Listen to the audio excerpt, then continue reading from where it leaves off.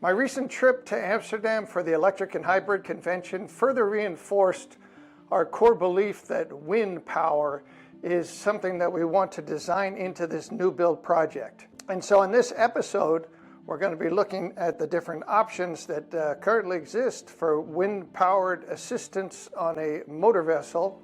And this analysis should help us define the path forward in our current design phase. As a lifelong sailor, this is an easy option for me to embrace.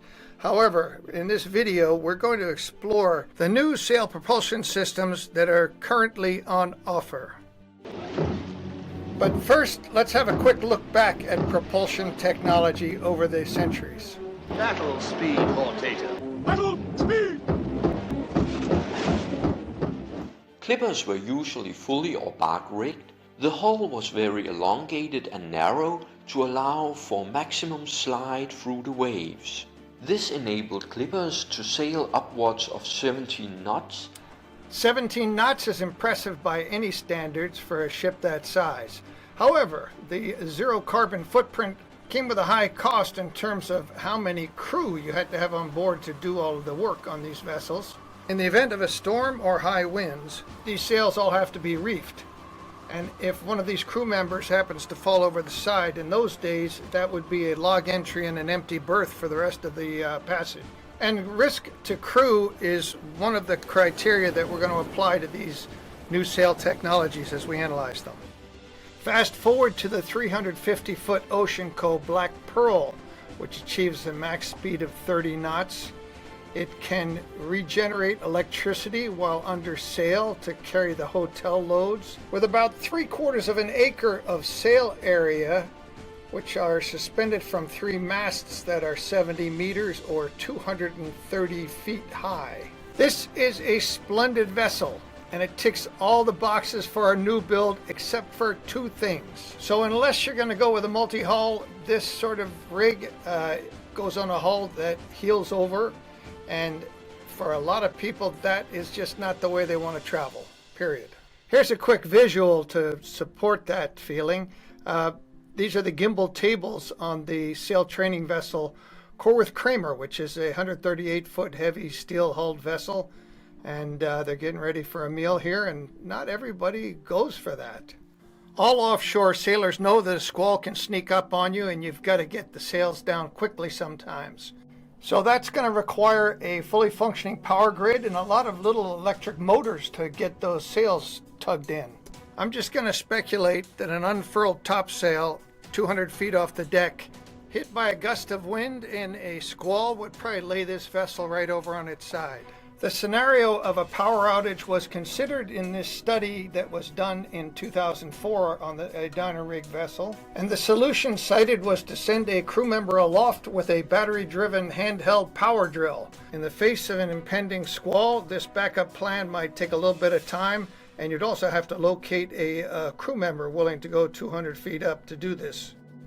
Commercial operators who are responsible for most of the maritime carbon emissions have been searching for alternative propulsion methods for years, and they've come up with a number of different alleged solutions. This one, which has a sail about the size of a handkerchief, I'm not really going to spend a lot of time looking at. In fact, this is all you're going to see of it before we move on to the next one. Rotors could be an option. The wind in front of the rotor sail is accelerated as it's dragged in the direction of the spin. This faster moving wind has a lower pressure.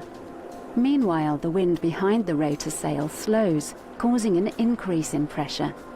Not bad, but there are better options out there, so let's take a look at these others. As both a lifelong sailor and as a private pilot, I appreciate the power of the wind and the various ways that you can harness this power. And over the last 5 or so years, we've been able to see some of these new sail technologies actually put into practice. And we can assess their efficiency under different sea and wind conditions, and we can quantify fuel savings over actual ocean passages. For a new build, we consult with our designers and other experts on a selection criteria that will best suit the owner's mission and the style of vessel that we are contemplating, and also our future ship's operational plan, including maintenance and crewing considerations.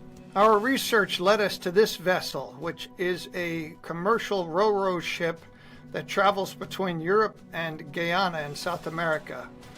On the initial crossings, the vessel was able to save 350 tons of fuel on each passage. And while this commercial ship is unusually sleek and well designed, our vessel is going to be designed more specifically for sail assistance. This system also meets our requirements for being able to drop sails very quickly in the event of a storm or a squall, using gravity in the event of a power failure. There's an option to tilt and stow the rig, and we have the comfort of not being the first users and having a service and maintenance program in place. That concludes this episode in our new build series where we are looking at our sail power options. And this could change over time, but this is where we are right now in our evaluation of using sail assistance as part of the propulsion package.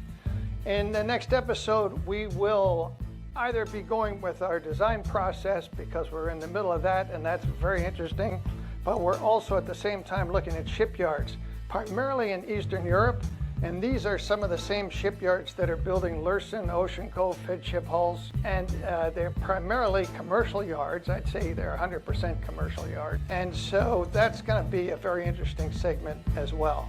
So please stay tuned, and we'll be back soon.